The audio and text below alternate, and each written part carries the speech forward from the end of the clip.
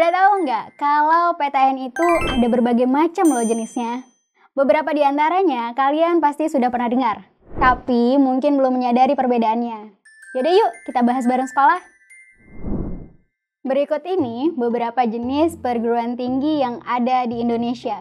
Yang pertama, akademi. Perguruan tinggi ini menyelenggarakan khusus program vokasi pada satu bidang keilmuan. Beberapa contohnya seperti akademi kepolisian, akademi kebidanan, akademi keperawatan, dan lain-lain. Yang kedua, politeknik. Perguruan tinggi ini mirip dengan akademi. Yang membedakan adalah pada politeknik terdapat lebih dari satu bidang keilmuan. Umumnya tersedia program D3 dan D4.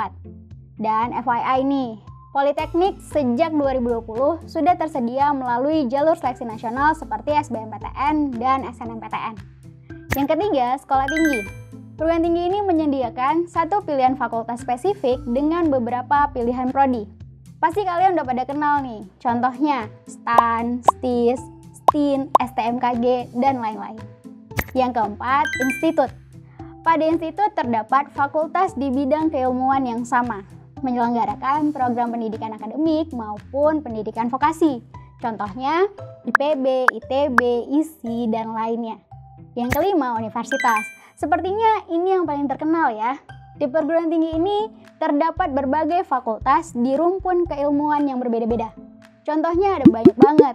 Universitas juga menyelenggarakan pendidikan akademi dan pendidikan vokasi. Nah, kita kenalan lagi nih sama istilah pendidikan akademik dan pendidikan vokasi.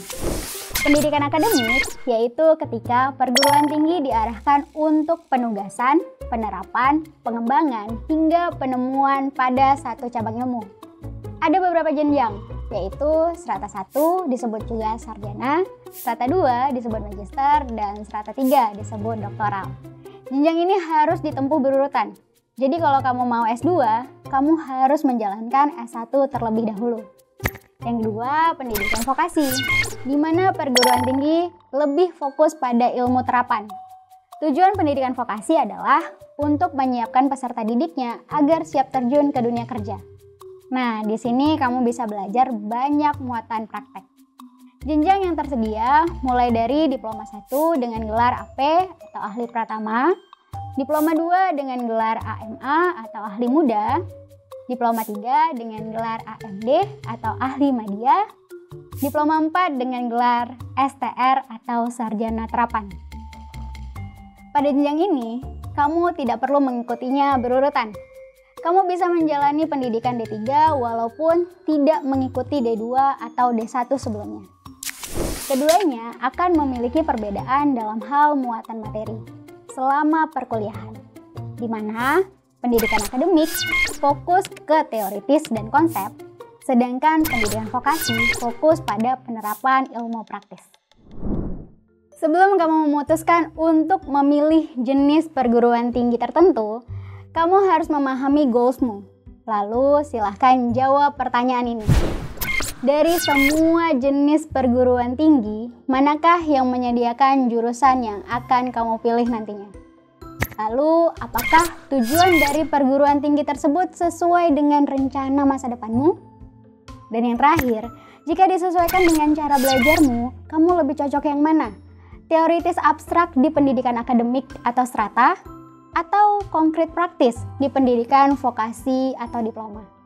Dengan mengetahui tujuan perguruan tinggi tersebut dan gaya kamu belajar, bisa meminimalisir kamu mengalami kesalahan. Gimana setelah kenalan sama jenis-jenis perguruan tinggi tadi? Lebih kebayang mau pilih yang mana kan?